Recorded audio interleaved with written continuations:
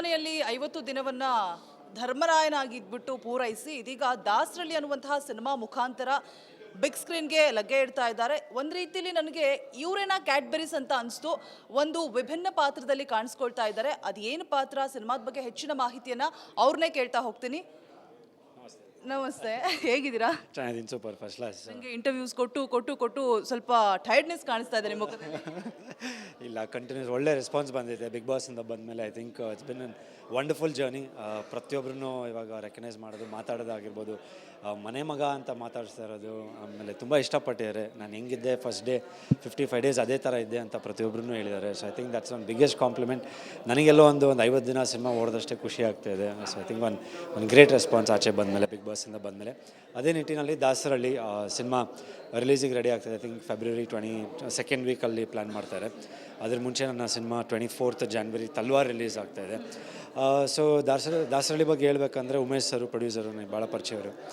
ಇದರಲ್ಲಿ ಒಂದು 4 ಕತೆ ಥರ ಬರುತ್ತೆ. ಒಂದು ಸೋಷಿಯಲ್ ಮೆಸೇಜ್ ಇರೋಂಥ ಒಂದು ಕತೆ. ಆ್ಯಂಡ್ ನಂದು ಒಂದು ಫಾರಿನ್ ರಿಟರ್ನ್ ಹುಡುಗ, ಫಾರಿನಲ್ಲಿ ಓದ್ತಾ ಇರ್ತೀನಿ, ಬಟ್ ಹಳ್ಳಿಗೆ ಬರಬೇಕು.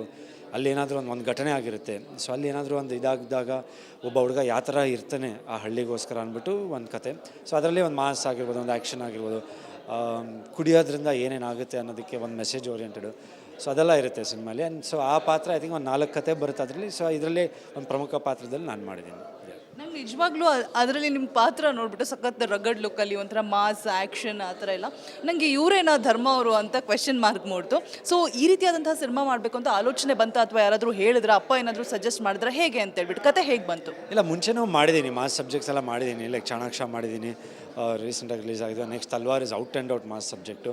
ಸೊ ಇದರಲ್ಲೂ ಒಂದು ಮಾಸ್ ಅಂತ ಬಂದಾಗ ನನಗೆ ಖುಷಿ ಆಯಿತು. ಲೈಕ್ ಎಲ್ಲರೂ ಒಂದು ಇಮೇಜ್ ಇತ್ತು ನಂದು, ಅದು ನೋಡ್ಕೊಂಡು ಬರ್ತಿದ್ದು. ಸೊ ಇದರಲ್ಲಿ ನೀವು ಹೇಳ್ದಾಗ ಒಂದು ರಗ್ಗಡ್ ರಾ ಇಮೇಜ್ ಇರೋದು ನಂಗೆ ಇಷ್ಟ ಆಯಿತು. ಇನ್ನು ಒಂದು ಸಾಂಗ್ ಅಂತೂ ನಮಗಲ್ಲಿ ಕೂತಲ್ಲೇ ಡಾನ್ಸ್ ಮಾಡ್ಬೇಕು ಅನಿಸ್ತಾ ಇತ್ತು. ಏನದು ಮಾಜಿ ಲವರ್ ನೆನಪಾಗ್ತಾಳೆ, ಒಂದು 2 ಲೈನ್ ಹೇಳ್ಬಿಡಿ. ಏನು ಪವರು ದೋಸ್ತ ಎಣ್ಣೆ ಪವರು, ಕುಡ್ದಾಗಲೇ ನೆನಪಾಗ್ತಾಳು ನನಗೆ ಮಾಜಿ ಲವರು ಅಂತ. ಸೊ ಆ ಥರ, ಸಾರಿ ಏನೋ ಒಂದು ಲೈನ್ ಮಿಸ್ ಮಾಡಿದ್ದೀನಿ. So it is about that. ಆ ಥರ ಒಂದು ಕಾನ್ಸೆಪ್ಟು. ಕುಡ್ದಾದ್ಮೇಲೆ ಎಲ್ಲ ಜ್ಞಾಪಕ ಬರೋದು, ಮಾಜಿ ಲವರ್ ಜ್ಞಾಪಕ ಬರೋದು ಅಂತ ಒಂದು ಲೈನ್ ಮಾಡಿದ್ದಾರೆ. ಸೊ ಅದು ಕತೆಗೆ ಒಂದು ಆ್ಯಕ್ಚುಲಿ ಬೇಕಾಗಿತ್ತು. ಎಲ್ಲಿ ಒಂದು ಇದಕ್ಕೆ ಒಂದು ಮೆಸೇಜು ಇದೆ ಅದರಲ್ಲಿ, ಆ ಸಾಂಗಲ್ಲಿ ಏನಕ್ಕೆ ಏನು ಅಂತ ಒಂದು ಇದು ಬರುತ್ತೆ.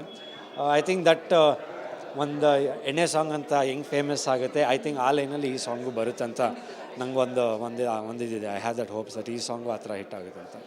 ನಿಮ್ಮ ಟೀಮಲ್ಲೇ ಒಬ್ಬರು ಕಲಾವಿದರು ಹೇಳ್ತಾ ಇದ್ರು, ಈ ಸಾಂಗ್ ಮುಖಾಂತರ ಅಂದರೆ 1 ವಾರ ಯಾರು ಕೂಡ ಮದ್ಯಪಾನ ಮಾಡೋದಿಲ್ಲ, ಆ ಒಂದು ಮೆಸೇಜ್ ಇಟ್ಟಿದ್ದೀವಿ ಅಂತ ಹೇಳ್ಬಿಟ್ಟು. ಆ ಮೆಸೇಜ್ ಏನು ಹೇಳ್ಬಿಡಿ ಎಕ್ಸ್ಕ್ಲೂಸಿವ್ ಆಗಿ. ಅದು ಗೊತ್ತಿಲ್ಲ, ಡೈರೆಕ್ಟ್ರ್ ಏನು ಇದು ಮಾಡ್ತಿದ್ರು. ಸೊ ಇದು ಸಾಂಗ್ ನೋಡಾದ್ಮೇಲೆ ಜನ ಐ ಥಿಂಕ್ ಒಂದು ವಾರನೂ ಒಂದು ಯಾವಾಗಲೂ ಬಿಟ್ಬಿಡ್ಬೇಕು, ಇಲ್ಲ ಬಿಟ್ಬಿಡ್ಬೇಕು ಕುಡಿಯೋದು ಅಂತ. I think mostly it goes on the lyrics ಮೇಲೆ ಹೋಗುತ್ತೆ. ಸೊ ಅದರಿಂದ ಜನಕ್ಕೆ ಏನಾದರೂ ಅನಿಸ್ಬೋದು ಅನ್ನೋದು ಒಂದು ಕಾನ್ಸೆಪ್ಟ್ ಇರುತ್ತೆ. ನಿಮ್ಮ ಹೊಸ ಸಿನಿಮಾ ಒಳ್ಳೆ ಹಿಟ್ಟನ್ನು ಕಾಣಲಿ, ಇನ್ನಷ್ಟು ಹೆಚ್ಚು ಪ್ರಾಜೆಕ್ಟ್ಸ್ಗಳು ನಿಮಗೆ ಸಿಗಲಿ, ನಮ್ಮೆಲ್ಲರೂ ಕೂಡ ಸಾಕಷ್ಟು ರಂಜಿಸಿ ಅಂತ ಹೇಳ್ತಾ, ಅದರ ಜೊತೆಗೆ ಫೈನಲಿ ಈ ಪ್ರಶ್ನೆ ನಾನು ಕೇಳಲೇಬೇಕು. ನಿಮ್ಮ ಪ್ರೀತಿಯ ಜಗ್ಗಿ ಅವರ ಪರಿಸ್ಥಿತಿ ಅಟ್ ಪ್ರೆಸೆಂಟ್ ಹೇಗಾಗಿದೆ ಅಂದರೆ, ಒಂದು 3 ಕಡೆ ಸಿಕ್ಕಾಕೊಂಡ್ಬಿಟ್ಟಿದ್ದಾರೆ. ಒಂದು ಆಪ್ರೇಷನ್ ಆಗ್ತಾ ಇಲ್ಲ, ಇನ್ನೊಂದು ಮಧ್ಯಂತರ ಬೇಲ್ ಆಗಿದೆ ಆದರೂ ಕೂಡ ರೆಗ್ಯುಲರ್ ಬೇಲ್ಗೆ ಒದ್ದಾಡ್ತಾ ಇದ್ದಾರೆ, ಇನ್ನೊಂದು ರಿಟರ್ನ್ ಮತ್ತೆ ಜೈಲಿಗೆ ಹೋಗಬೇಕಾದಂತಹ ಪರಿಸ್ಥಿತಿ ಕೂಡ ಎದುರಾಗ್ಬೋದು. ಸೊ ಅಟ್ ಪ್ರೆಸೆಂಟ್ ಸಿಚುವೇಶನ್ ಅವರ ಪರಿಸ್ಥಿತಿ ನೋಡಿದ್ರೆ ನಮಗೆ ಎಲ್ಲೋ ಒಂದು ರೀತಿ ಯಾಕೆ ಹೀಗೆ ಒಂದು ಫ್ರ್ಯಾಕ್ಷನ್ ಆಫ್ ಸೆಕೆಂಡಲ್ಲಿ ಚೇಂಜ್ ಆಗಬೇಕಾಗಿದ್ದಂತಹ ಎಲ್ಲವೂ ಕೂಡ ಒಂದು ರೀತಿಯಲ್ಲಿ ಇಕ್ಕಟ್ಟಲ್ಲಿ ಸಿಲುಕಿಸ್ತಾ ಇದೆ ದರ್ಶನ್ ಅವರನ್ನು ಅನಿಸ್ತಾ ಇದೆ. ಸೊ ನಿಮ್ಮ ಒಂದು ಅಭಿಪ್ರಾಯ? ನೀವು ಕೇಳಿದ್ದು ದರ್ಶನ್ ಸರ್ದು ಇದೆಲ್ಲ ಆಗಿರೋದು. ಆಬ್ವಿಯಸ್ಲಿ ಬೇಜಾರಾಗುತ್ತೆ. ನಾನು ಬಿಗ್ ಬಾಸ್ ಮನೆಯಿಂದ ಬಂದಮೇಲೆ ಫಸ್ಟು ತಂದೆಯವರು ಹೇಳಿದ್ದು ಬೇಲ್ ಮೇಲೆ ಆಚೆ ಬಂದಿದ್ದಾರಂತ. ಸೊ ಅವಾಗ ಒಂದು ಖುಷಿ ಬಂತು. ಬಟ್ ಎಲ್ಲೊಂದು ಕಡೆ ಬರೀ ಮೆಡಿಕಲ್ ಬೇಲು. ಸೊ ನನಗದೊಂದು ನೋವಾಯಿತು. ಮೆಡಿಕಲ್ ಬೇಲ್ ಮೇಲೆ ಬಂದಿರೋಂಥ ಏನಾಯಿತು ಅಂತ ಕೇಳಿದಾಗ ಬ್ಯಾಕ್ ಪೇನ್ ಅಂತ. ಸೊ ನಾನು ನೋಡ್ದಂಗೆ ಐ ಥಿಂಕ್ ನಾವು ಅವರು ತೋಟಕ್ಕೆಲ್ಲ ಹೋಗ ಹಾರ್ಸ್ ರೈಡಿಂಗ್ ಮಾಡೋವಾಗ ಆಲ್ಮೋಸ್ಟ್ 1 ವರ್ಷ 2 ವರ್ಷ ಬಿಟ್ಟಿದ್ರು horse riding because of back pain. ಆಮೇಲೆ ಫೈಟ್ ಅಂತ ಬಂದಾಗ ಅವರು ಈ ರೋಪ್ ಶಾಟಲ್ಲಿ ಆಗಿದಾಗ ಫೈಟ್ ಮುಗಿಸಿದ ತಕ್ಷಣ ಒಂದು ಆ ರೋಪೆಲ್ಲ ತೆಗೆದಿದ ತಕ್ಷಣ ಒಂದು ಸ್ಪ್ರೇ ಹಾಕೋದು, ಬಾಂಬ್ ಹಾಕೋದು, ಇದೆಲ್ಲ ಆಯಿತು. ಆ್ಯಂಡ್ ಅದೆಲ್ಲ ನೋಡಿದ್ದೀನಿ. ನಾನು ಬೈಕ್ ರೈಡ್ಸೆಲ್ಲ ಹೋದಾಗ use to take 150 kilometres break, ಒಂದೊಂದು ಬ್ರೇಕು, ಯಾಕಂದರೆ ಅದು ಪೇನ್, ಬ್ಯಾಕ್ ಪೇನ್ ಥರ ಬರ್ತಿದ್ದು. ಸೊ ಅದು ಯಾವತ್ತೋ ಒಂದು ದಿನ ಅದಾಗಿದ್ದು ಇವತ್ತು ಅಷ್ಟೊಂದು ಕಾಡ್ತಾಯಿದೆ. ನಮ್ಮ ತಂದೆಯವ್ರಿಗೂ ಅದಾಗಿತ್ತು, ನೀ ಪೇನು. ಅಶ್ವಮೇಧ ಟೈಮಲ್ಲಿ ಬಿದ್ದಾಗ ನಮ್ಮ ತಂದೆಯವರು ನೀ ಹರ್ಟ್ ಆಗಿದ್ದು, ಇವತ್ತಿನವರೆಗೂ ಆ ನೀ ಪೇನ್ ಅಲ್ಲಲ್ಲೇ ಕಾಡುತ್ತೆ. ಸೊ ಅದೇ ಥರ ದರ್ಶನ್ ಸರ್ಗೆ ಆಗಿದ್ದು ಆಬ್ವಿಯಸ್ಲಿ ಬೇಜಾರಾಗ್ತಾಯಿದೆ. ಆ್ಯಂಡ್ ಕಾನೂನಿದೆ, it's in the court. And ಎಲ್ಲರೂ ಬೇಡ್ಕೊಳೋದು ಒಂದೇ, ಎಲ್ಲ ಬೇಗ ಆದಷ್ಟು ಬೇಗ ಅವ್ರಿಗೆ ಇದರಿಂದ ಮುಕ್ತಿ ಸಿಕ್ಬಿಡಲಿ. And whatever the court decides ನಾವೆಲ್ಲ ಅದಕ್ಕೆ ತಗಲೇಬಾಗಲೇಬೇಕು. ಬಟ್ ಜಸ್ಟ್ ಹೋಪಿಂಗ್ ದಟ್ ಯಾಕಂದರೆ ತುಂಬ ಒಳ್ಳೆಯ ಗುಣಗಳಿದ್ದಾರೆ ಅವ್ರದ್ದು. ನಾನು ನೋಡಿದ್ದೀನಿ, ತುಂಬ ಹತ್ರದಿಂದ ನೋಡಿದ್ದೀನಿ. ನಾವು I spent years together with him like in Navagraha ಶುರು ಆದಾಗಿಂದ.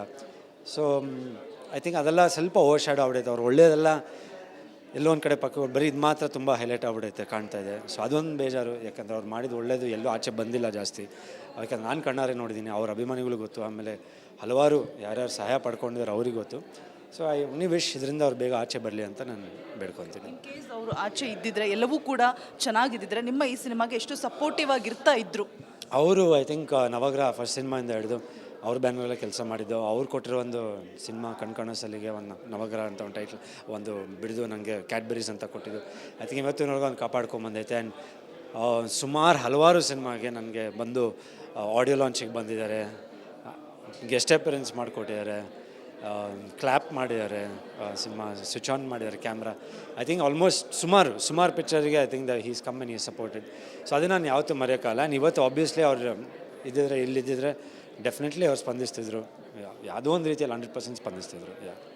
Thank you so much. ಇಷ್ಟು ವಿಚಾರಗಳನ್ನು ನಮ್ಮೊಟ್ಟಿಗೆ ಹಂಚ್ಕೊಂಡಿದ್ದಕ್ಕೆ and all the very best ಅಂತ ಹೇಳ್ತಾ ಥ್ಯಾಂಕ್ ಯು ಆಲ್. ಇದಿಷ್ಟು ಧರ್ಮ ಅವರ ಮಾತಾಗಿತ್ತು ಅಂತ ಹೇಳ್ತಾ ಕ್ಯಾಮ್ರಾ ಪರ್ಸನ್ ಕಾಂತರಾಜು ಜೊತೆ ರೋಜಾ ಮನು ಪಾಟೀಲ್, ರಿಪಬ್ಲಿಕ್ ಕನ್ನಡ, ಬೆಂಗಳೂರು. ಬಿಗ್ ಮನೆಯಲ್ಲಿ 50 ದಿನವನ್ನ ಧರ್ಮರಾಯನಾಗಿದ್ಬಿಟ್ಟು ಪೂರೈಸಿ ಇದೀಗ ದಾಸರಳ್ಳಿ ಅನ್ನುವಂತಹ ಸಿನಿಮಾ ಮುಖಾಂತರ ಬಿಗ್ ಸ್ಕ್ರೀನ್ಗೆ ಲಗ್ಗೆ ಇಡ್ತಾ ಇದ್ದಾರೆ. ಒಂದು ರೀತಿಯಲ್ಲಿ ನನಗೆ ಇವರೇನ ಕ್ಯಾಡ್ಬರೀಸ್ ಅಂತ ಅನಿಸ್ತು. ಒಂದು ವಿಭಿನ್ನ ಪಾತ್ರದಲ್ಲಿ ಕಾಣಿಸ್ಕೊಳ್ತಾ ಇದ್ದಾರೆ. ಅದೇನು ಪಾತ್ರ, ಸಿನಿಮಾದ ಬಗ್ಗೆ ಹೆಚ್ಚಿನ ಮಾಹಿತಿಯನ್ನು ಅವ್ರನ್ನೇ ಕೇಳ್ತಾ ಹೋಗ್ತೀನಿ. ನಮಸ್ತೆ, ಹೇಗಿದ್ದೀರಾ? ಚೆನ್ನಾಗಿದ್ದೀನಿ, ಸೂಪರ್, ಫಸ್ಟ್ ಕ್ಲಾಸ್. ನನಗೆ ಇಂಟರ್ವ್ಯೂಸ್ ಕೊಟ್ಟು ಸ್ವಲ್ಪ ಟೈರ್ಡ್ನೆಸ್ ಕಾಣಿಸ್ತಾ ಇದೆ ನಿಮ್ಮ ಮುಖದಲ್ಲಿ. ಇಲ್ಲ, ಕಂಟಿನ್ಯೂಸ್ ಒಳ್ಳೆ ರೆಸ್ಪಾನ್ಸ್ ಬಂದಿದೆ ಬಿಗ್ ಬಾಸಿಂದ ಬಂದಮೇಲೆ. I think it's been an wonderful journey. ಪ್ರತಿಯೊಬ್ಬರೂ ಇವಾಗ ರೆಕಗ್ನೈಸ್ ಮಾಡೋದು, ಮಾತಾಡೋದಾಗಿರ್ಬೋದು, ಮನೆ ಮಗ ಅಂತ ಮಾತಾಡಿಸ್ತಾ ಇರೋದು, ಆಮೇಲೆ ತುಂಬ ಇಷ್ಟಪಟ್ಟಿದ್ದಾರೆ. ನಾನು ಹೆಂಗಿದ್ದೆ ಫಸ್ಟ್ ಡೇ 55 ಡೇಸ್ ಅದೇ ಥರ ಇದ್ದೆ ಅಂತ ಪ್ರತಿಯೊಬ್ಬರೂ ಹೇಳಿದ್ದಾರೆ. So I think that's one biggest compliment. ನನಗೆಲ್ಲೋ ಒಂದು 50 ದಿನ ಸಿನಿಮಾ ಓಡೋದಷ್ಟೇ ಖುಷಿ ಆಗ್ತಾಯಿದೆ. ಸೊ ಐ ಥಿಂಕ್ ಒಂದು ಗ್ರೇಟ್ ರೆಸ್ಪಾನ್ಸ್ ಆಚೆ ಬಂದಮೇಲೆ, ಬಿಗ್ ಬಾಸಿಂದ ಬಂದಮೇಲೆ. ಅದೇ ನಿಟ್ಟಿನಲ್ಲಿ ದಾಸರಳ್ಳಿ ಸಿನಿಮಾ ರಿಲೀಸಿಗೆ ರೆಡಿ ಆಗ್ತಾಯಿದೆ. ಐ ಥಿಂಕ್ ಫೆಬ್ರವರಿ 22nd ವೀಕಲ್ಲಿ ಪ್ಲ್ಯಾನ್ ಮಾಡ್ತಾರೆ. ಅದ್ರ ಮುಂಚೆ ನನ್ನ cinema 24th January Talwar release ಆಗ್ತಾಯಿದೆ. ಸೊ ದಾಸರಳ್ಳಿ ಬಗ್ಗೆ ಹೇಳ್ಬೇಕಂದ್ರೆ ಉಮೇಶ್ ಸರು ಪ್ರೊಡ್ಯೂಸರು, ನನಗೆ ಭಾಳ ಪರಿಚಯವರು. ಇದರಲ್ಲಿ ಒಂದು 4 ಕತೆ ಥರ ಬರುತ್ತೆ. ಒಂದು ಸೋಷಿಯಲ್ ಮೆಸೇಜ್ ಇರೋಂಥ ಒಂದು ಕತೆ. ಆ್ಯಂಡ್ ನಂದು ಒಂದು ಫಾರಿನ್ ರಿಟರ್ನ್ ಹುಡುಗ, ಫಾರಿನಲ್ಲಿ ಓದ್ತಾ ಇರ್ತೀನಿ, ಬಟ್ ಹಳ್ಳಿಗೆ ಬರಬೇಕು, ಅಲ್ಲಿ ಏನಾದರೂ ಒಂದು ಘಟನೆ ಆಗಿರುತ್ತೆ. ಸೊ ಅಲ್ಲಿ ಏನಾದರೂ ಒಂದು ಇದಾಗಿದ್ದಾಗ ಒಬ್ಬ ಹುಡುಗ ಯಾವ ಥರ ಇರ್ತಾನೆ ಆ ಹಳ್ಳಿಗೋಸ್ಕರ ಅಂದ್ಬಿಟ್ಟು ಒಂದು ಕತೆ. ಸೊ ಅದರಲ್ಲಿ ಒಂದು ಮಾಸ್ ಆಗಿರ್ಬೋದು, ಒಂದು ಆ್ಯಕ್ಷನ್ ಆಗಿರ್ಬೋದು, ಕುಡಿಯೋದ್ರಿಂದ ಏನೇನಾಗುತ್ತೆ ಅನ್ನೋದಕ್ಕೆ ಒಂದು ಮೆಸೇಜ್ ಓರಿಯೆಂಟೆಡು. ಸೊ ಅದೆಲ್ಲ ಇರುತ್ತೆ ಸಿನಿಮಾಲಿ. ಆ್ಯಂಡ್ ಸೊ ಆ ಪಾತ್ರ ಐ ಥಿಂಕ್ ಒಂದು 4 ಕತೆ ಬರುತ್ತೆ ಅದರಲ್ಲಿ. ಸೊ ಇದರಲ್ಲಿ ಒಂದು ಪ್ರಮುಖ ಪಾತ್ರದಲ್ಲಿ ನಾನು ಮಾಡಿದ್ದೀನಿ. ನಂಗೆ ನಿಜವಾಗ್ಲೂ ಅದರಲ್ಲಿ ನಿಮ್ಮ ಪಾತ್ರ ನೋಡ್ಬಿಟ್ಟು ಸಖತ್ ರಗಡ್ ಲುಕ್ಕಲ್ಲಿ ಒಂಥರ ಮಾಸ್ ಆ್ಯಕ್ಷನ್ ಆ ಥರ ಎಲ್ಲ ನನಗೆ ಇವರೇನ ಧರ್ಮ ಅವರು ಅಂತ ಕ್ವೆಶ್ಚನ್ ಮಾರ್ಕ್ ಮೂಡ್ತು. ಸೊ ಈ ರೀತಿಯಾದಂತಹ ಸಿನಿಮಾ ಮಾಡಬೇಕು ಅಂತ ಆಲೋಚನೆ ಬಂತ, ಅಥವಾ ಯಾರಾದರೂ ಹೇಳಿದ್ರ, ಅಪ್ಪ ಏನಾದರೂ ಸಜೆಸ್ಟ್ ಮಾಡಿದ್ರೆ ಹೇಗೆ ಅಂತ ಹೇಳ್ಬಿಟ್ಟು ಕತೆ ಹೇಗೆ ಬಂತು? ಇಲ್ಲ, ಮುಂಚೆನೂ ಮಾಡಿದ್ದೀನಿ, ಮಾಸ್ ಸಬ್ಜೆಕ್ಟ್ಸ್ ಎಲ್ಲ ಮಾಡಿದ್ದೀನಿ. ಲೈಕ್ ಚಾಣಾಕ್ಷ ಮಾಡಿದ್ದೀನಿ, ರೀಸೆಂಟಾಗಿ ರಿಲೀಸ್ ಆಗಿದೆ. Next Talwar is out and out mass subject. So ಇದರಲ್ಲೂ ಒಂದು ಮಾಸ್ ಅಂತ ಬಂದಾಗ ನನಗೆ ಖುಷಿ ಆಯಿತು. ಲೈಕ್ ಎಲ್ಲರೂ ಒಂದು ಇಮೇಜ್ ಇತ್ತು ನಂದು, ಅದು ನೋಡ್ಕೊಂಡು ಬರ್ತಿದ್ದು. ಸೊ ಇದರಲ್ಲಿ ನೀವು ಹೇಳ್ದಾಗ ಒಂದು ರಗ್ಗಡ್ ರಾ ಇಮೇಜ್ ಇರೋದು ನಂಗೆ ಇಷ್ಟ ಆಯಿತು. ಇನ್ನು ಒಂದು ಸಾಂಗ್ ಅಂತೂ ನಮಗಲ್ಲಿ ಕೂತಲ್ಲೇ ಡಾನ್ಸ್ ಮಾಡ್ಬೇಕು ಅನಿಸ್ತಾ ಇತ್ತು. ಏನದು, ಮಾಜಿ ಲವರ್ ನೆನಪಾಗ್ತಾಳೆ, ಒಂದು 2 ಲೈನ್ ಹೇಳ್ಬಿಡಿ. ಏನು ಪವರು ದೋಸ್ತ, ಎಣ್ಣೆ ಪವರು, ಕುಡ್ದಾಗಲೇ ನೆನಪಾಗ್ತಾಳು ನನಗೆ ಮಾಜಿ ಲವರು ಅಂತ. ಸೊ ಆ ಥರ, ಸಾರಿ ಏನೋ ಒಂದು ಲೈನ್ ಮಿಸ್ ಮಾಡಿದ್ದೀನಿ. So it is about that. ಆ ಥರ ಒಂದು ಕಾನ್ಸೆಪ್ಟು. ಕುಡ್ದಾದ್ಮೇಲೆ ಎಲ್ಲ ಜ್ಞಾಪಕ ಬರೋದು, ಮಾಜಿ ಲವರ್ ಜ್ಞಾಪಕ ಬರೋದು ಅಂತ ಒಂದು ಲೈನ್ ಮಾಡಿದ್ದಾರೆ. ಸೊ ಅದು ಕತೆಗೆ ಒಂದು ಆ್ಯಕ್ಚುಲಿ ಬೇಕಾಗಿತ್ತು. ಎಲ್ಲಿ ಒಂದು ಇದಕ್ಕೆ ಒಂದು ಮೆಸೇಜು ಇದೆ ಅದರಲ್ಲಿ, ಆ ಸಾಂಗಲ್ಲಿ ಏನಕ್ಕೆ ಏನು ಅಂತ ಒಂದು ಇದು ಬರುತ್ತೆ. ಐ ಥಿಂಕ್ ದಟ್ ಒಂದು ಎಣ್ಣೆ ಸಾಂಗ್ ಅಂತ ಹೆಂಗೆ ಫೇಮಸ್ ಆಗುತ್ತೆ, ಐ ಥಿಂಕ್ ಆ ಲೈನಲ್ಲಿ ಈ ಸಾಂಗು ಬರುತ್ತೆ ಅಂತ ನಂಗೆ ಒಂದು ಇದಿದೆ. I have that hopes that ಈ ಸಾಂಗು ಆ ಥರ ಹಿಟ್ ಆಗುತ್ತೆ ಅಂತ. ನಿಮ್ಮ ಟೀಮಲ್ಲೇ ಒಬ್ಬರು ಕಲಾವಿದರು ಹೇಳ್ತಾ ಇದ್ರು, ಈ ಸಾಂಗ್ ಮುಖಾಂತರ ಅಂದರೆ 1 ವಾರ ಯಾರು ಕೂಡ ಮದ್ಯಪಾನ ಮಾಡೋದಿಲ್ಲ, ಆ ಒಂದು ಮೆಸೇಜ್ ಇಟ್ಟಿದ್ದೀವಿ ಅಂತ ಹೇಳ್ಬಿಟ್ಟು. ಆ ಮೆಸೇಜ್ ಏನು ಹೇಳ್ಬಿಡಿ ಎಕ್ಸ್ಕ್ಲೂಸಿವ್ ಆಗಿ. ಅದು ಗೊತ್ತಿಲ್ಲ, ಡೈರೆಕ್ಟ್ರ್ ಏನು ಇದು ಮಾಡ್ತಿದ್ರು. ಸೊ ಇದು ಸಾಂಗ್ ನೋಡಾದ್ಮೇಲೆ ಜನ ಐ ಥಿಂಕ್ ಒಂದು ವಾರನೂ ಒಂದು ಯಾವಾಗಲೂ ಬಿಟ್ಬಿಡ್ಬೇಕು, ಇಲ್ಲ ಬಿಟ್ಬಿಡ್ಬೇಕು ಕುಡಿಯೋದು ಅಂತ. I think mostly it goes on the lyrics ಮೇಲೆ ಹೋಗುತ್ತೆ. ಸೊ ಅದರಿಂದ ಜನಕ್ಕೆ ಏನಾದರೂ ಅನಿಸ್ಬೋದು ಅನ್ನೋದು ಒಂದು ಕಾನ್ಸೆಪ್ಟ್ ಇರುತ್ತೆ. ನಿಮ್ಮ ಹೊಸ ಸಿನಿಮಾ ಒಳ್ಳೆ ಹಿಟ್ಟನ್ನು ಕಾಣಲಿ, ಇನ್ನಷ್ಟು ಹೆಚ್ಚು ಪ್ರಾಜೆಕ್ಟ್ಸ್ಗಳು ನಿಮಗೆ ಸಿಗಲಿ, ನಮ್ಮೆಲ್ಲರೂ ಕೂಡ ಸಾಕಷ್ಟು ರಂಜಿಸಿ ಅಂತ ಹೇಳ್ತಾ, ಅದರ ಜೊತೆಗೆ ಫೈನಲಿ ಈ ಪ್ರಶ್ನೆ ನಾನು ಕೇಳಲೇಬೇಕು. ನಿಮ್ಮ ಪ್ರೀತಿಯ ಜಗ್ಗು ಜಗ್ಗಿ ಅವರ ಪರಿಸ್ಥಿತಿ ಅಟ್ ಪ್ರೆಸೆಂಟ್ ಹೇಗಾಗಿದೆ ಅಂದರೆ ಒಂದು 3 ಕಡೆ ಸಿಕ್ಕಾಕೊಂಡ್ಬಿಟ್ಟಿದ್ದಾರೆ. ಒಂದು ಆಪ್ರೇಷನ್ ಆಗ್ತಾ ಇಲ್ಲ, ಇನ್ನೊಂದು ಮಧ್ಯಂತರ ಬೇಲ್ ಆಗಿದೆ ಆದರೂ ಕೂಡ ರೆಗ್ಯುಲರ್ ಬೇಲ್ಗೆ ಒದ್ದಾಡ್ತಾ ಇದ್ದಾರೆ, ಇನ್ನೊಂದು ರಿಟರ್ನ್ ಮತ್ತೆ ಜೈಲಿಗೆ ಹೋಗಬೇಕಾದಂತಹ ಪರಿಸ್ಥಿತಿ ಕೂಡ ಎದುರಾಗ್ಬೋದು. ಸೊ ಅಟ್ ಪ್ರೆಸೆಂಟ್ ಸಿಚುವೇಶನ್ ಅವರ ಪರಿಸ್ಥಿತಿ ನೋಡಿದ್ರೆ ನಮಗೆ ಎಲ್ಲೋ ಒಂದು ರೀತಿ ಯಾಕೆ ಹೀಗೆ ಒಂದು ಫ್ರ್ಯಾಕ್ಷನ್ ಆಫ್ ಸೆಕೆಂಡಲ್ಲಿ ಚೇಂಜ್ ಆಗಬೇಕಾಗಿದ್ದಂತಹ ಎಲ್ಲವೂ ಕೂಡ ಒಂದು ರೀತಿಯಲ್ಲಿ ಇಕ್ಕಟ್ಟಲ್ಲಿ ಸಿಲುಕಿಸ್ತಾ ಇದೆ ದರ್ಶನ್ ಅವರನ್ನ ಅನಿಸ್ತಾ ಇದೆ. ಸೊ ನಿಮ್ಮ ಒಂದು ಅಭಿಪ್ರಾಯ? ನೀವು ಕೇಳಿದ್ದು ದರ್ಶನ್ ಸರ್ದು ಇದೆಲ್ಲ ಆಗಿರೋದು ಆಬ್ವಿಯಸ್ಲಿ ಬೇಜಾರಾಗುತ್ತೆ. ನಾನು ಬಿಗ್ ಬಾಸ್ ಮನೆಯಿಂದ ಬಂದಮೇಲೆ ಫಸ್ಟು ತಂದೆಯವರು ಹೇಳಿದ್ದು ಬೇಲ್ ಮೇಲೆ ಆಚೆ ಬಂದಿರಂತ. ಸೊ ಅವಾಗ ಒಂದು ಖುಷಿ ಬಂತು. ಬಟ್ ಎಲ್ಲೊಂದು ಕಡೆ ಬರೀ ಮೆಡಿಕಲ್ ಬೇಲು. ಸೊ ನನಗದೊಂದು ನೋವಾಯಿತು. ಮೆಡಿಕಲ್ ಬೇಲ್ ಮೇಲೆ ಬಂದಿರಂತ ಏನಾಯಿತು ಅಂತ ಕೇಳಿದಾಗ ಬ್ಯಾಕ್ ಪೇನ್ ಅಂತ. ಸೊ ನಾನು ನೋಡ್ದಂಗೆ ಐ ಥಿಂಕ್ ನಾವು ಅವರು ತೋಟಕ್ಕೆಲ್ಲ ಹೋಗ ಹಾರ್ಸ್ ರೈಡಿಂಗ್ ಮಾಡೋವಾಗ ಆಲ್ಮೋಸ್ಟ್ 1 ವರ್ಷ 2 ವರ್ಷ ಬಿಟ್ಟಿದ್ರು horse riding because of back pain. ಆಮೇಲೆ ಫೈಟ್ ಅಂತ ಬಂದಾಗ ಅವರು ಈ ರೋಪ್ ಶಾಟಲ್ಲಿ ಆಗಿದಾಗ ಫೈಟ್ ಮುಗಿಸಿದ ತಕ್ಷಣ ಒಂದು ಆ ರೋಪೆಲ್ಲ ತೆಗೆದಿದ ತಕ್ಷಣ ಒಂದು ಸ್ಪ್ರೇ ಹಾಕೋದು, ಬಾಂಬ್ ಹಾಕೋದು ಇದೆಲ್ಲ ಆಯಿತು. ಆ್ಯಂಡ್ ಅದೆಲ್ಲ ನೋಡಿದ್ದೀನಿ. ನಾನು ಬೈಕ್ ರೈಡ್ಸೆಲ್ಲ ಹೋದಾಗ use to take 150 kilometres break, ಒಂದೊಂದು ಬ್ರೇಕು, ಯಾಕಂದರೆ ಅದು ಪೇನ್, ಬ್ಯಾಕ್ ಪೇನ್ ಥರ ಬರ್ತಿದ್ದು. ಸೊ ಅದು ಯಾವತ್ತೋ ಒಂದು ದಿನ ಅದಾಗಿದ್ದು ಇವತ್ತು ಅಷ್ಟೊಂದು ಕಾಡ್ತಾಯಿದೆ. ನಮ್ಮ ತಂದೆಯವ್ರಿಗೂ ಅದಾಗಿತ್ತು ನೀ ಪೇನು. ಅಶ್ವಮೇಧ ಟೈಮಲ್ಲಿ ಬಿದ್ದಾಗ ನಮ್ಮ ತಂದೆಯವರು ನೀ ಹರ್ಟ್ ಆಗಿದ್ದು ಇವತ್ತಿನವರೆಗೂ ಆ ನೀ ಪೇನ್ ಅಲ್ಲಲ್ಲೇ ಕಾಡುತ್ತೆ. ಸೊ ಅದೇ ಥರ ದರ್ಶನ್ ಸರ್ಗೆ ಆಗಿದ್ದು ಆಬ್ವಿಯಸ್ಲಿ ಬೇಜಾರಾಗ್ತಾಯಿದೆ. ಆ್ಯಂಡ್ ಕಾನೂನಿದೆ, it's in the court. And ಎಲ್ಲರೂ ಬೇಡ್ಕೊಳೋದು ಒಂದೇ, ಎಲ್ಲ ಬೇಗ ಆದಷ್ಟು ಬೇಗ ಅವ್ರಿಗೆ ಇದರಿಂದ ಮುಕ್ತಿ ಸಿಕ್ಬಿಡಲಿ. And whatever the court decides ನಾವೆಲ್ಲ ಅದಕ್ಕೆ ತಗಲೇಬಾಗಲೇಬೇಕು. ಬಟ್ ಜಸ್ಟ್ ಹೋಪಿಂಗ್ ದಟ್, ಯಾಕಂದರೆ ತುಂಬ ಒಳ್ಳೆಯ ಗುಣಗಳಿದ್ದಾರೆ ಅವ್ರದ್ದು. ನಾನು ನೋಡಿದ್ದೀನಿ, ತುಂಬ ಹತ್ರದಿಂದ ನೋಡಿದ್ದೀನಿ. ನಾವು I spent years together with him, like in Navagraha ಶುರು ಆದಾಗಿಂದ. ಸೊ ಐ ಥಿಂಕ್ ಅದೆಲ್ಲ ಸ್ವಲ್ಪ ಓವರ್ ಶ್ಯಾಡೋ ಆಗ್ಬಿಡೈತೆ. ಅವ್ರು ಒಳ್ಳೆಯದೆಲ್ಲ ಎಲ್ಲೋ ಒಂದು ಕಡೆ ಪಕ್ಕ ಬರೀ ಇದು ಮಾತ್ರ ತುಂಬ ಹೈಲೈಟ್ ಆಗ್ಬಿಡೈತೆ, ಕಾಣ್ತಾ ಇದೆ. ಸೊ ಅದೊಂದು ಬೇಜಾರು. ಯಾಕಂದರೆ ಅವ್ರು ಮಾಡಿದ್ದು ಒಳ್ಳೆಯದು ಎಲ್ಲೂ ಆಚೆ ಬಂದಿಲ್ಲ ಜಾಸ್ತಿ. ಯಾಕಂದ್ರೆ ನಾನು ಕಣ್ಣಾರೆ ನೋಡಿದ್ದೀನಿ, ಅವ್ರ ಅಭಿಮಾನಿಗಳು ಗೊತ್ತು. ಆಮೇಲೆ ಹಲವಾರು ಯಾರ್ಯಾರು ಸಹಾಯ ಪಡ್ಕೊಂಡಿದ್ದಾರೆ ಅವ್ರಿಗೆ ಗೊತ್ತು.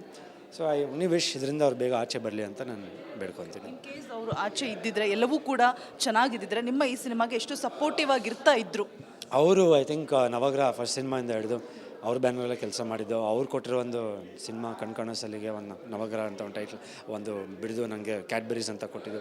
ಐ ಥಿಂಕ್ ಇವತ್ತಿನವರೆಗೂ ಒಂದು ಕಾಪಾಡ್ಕೊಂಬಂದೈತೆ. ಆ್ಯಂಡ್ ಸುಮಾರು ಹಲವಾರು ಸಿನಿಮಾಗೆ ನನಗೆ ಬಂದು ಆಡಿಯೋ ಲಾಂಚಿಗೆ ಬಂದಿದ್ದಾರೆ, ಗೆಸ್ಟ್ ಅಪಿಯರೆನ್ಸ್ ಮಾಡಿಕೊಟ್ಟಿದ್ದಾರೆ, ಕ್ಲ್ಯಾಪ್ ಮಾಡಿದ್ದಾರೆ, ಸಿನಿಮಾ ಸ್ವಿಚ್ ಆನ್ ಮಾಡಿದ್ದಾರೆ ಕ್ಯಾಮ್ರಾ. ಐ ಥಿಂಕ್ ಆಲ್ಮೋಸ್ಟ್ ಸುಮಾರು ಪಿಕ್ಚರ್ಗೆ I think he's come and he's supported. So ಅದನ್ನು ನಾನು ಯಾವತ್ತೂ ಮರೆಯೋಕ್ಕಲ್ಲ. ಆ್ಯಂಡ್ ಇವತ್ತು ಆಬ್ವಿಯಸ್ಲಿ ಅವ್ರು ಇದ್ದಿದ್ರೆ, ಇಲ್ಲಿದ್ದಿದ್ರೆ ಡೆಫಿನೆಟ್ಲಿ ಅವ್ರು ಸ್ಪಂದಿಸ್ತಿದ್ರು. ಯಾವುದೋ ಒಂದು ರೀತಿಯಲ್ಲಿ 100% ಸ್ಪಂದಿಸ್ತಿದ್ರು. Thank you so much. ಇಷ್ಟು ವಿಚಾರಗಳನ್ನು ನಮ್ಮೊಟ್ಟಿಗೆ ಹಂಚ್ಕೊಂಡಿದ್ದಕ್ಕೆ and all the very best ಅಂತ ಹೇಳ್ತಾ ಥ್ಯಾಂಕ್ ಯು ಆಲ್. ಇದಿಷ್ಟು ಧರ್ಮ ಅವರ ಮಾತಾಗಿತ್ತು ಅಂತ ಹೇಳ್ತಾ ಕ್ಯಾಮ್ರಾ ಪರ್ಸನ್ ಕಾಂತರಾಜು ಜೊತೆ ರೋಜಾ ಮನು ಪಾಟೀಲ್, ರಿಪಬ್ಲಿಕ್ ಕನ್ನಡ, ಬೆಂಗಳೂರು.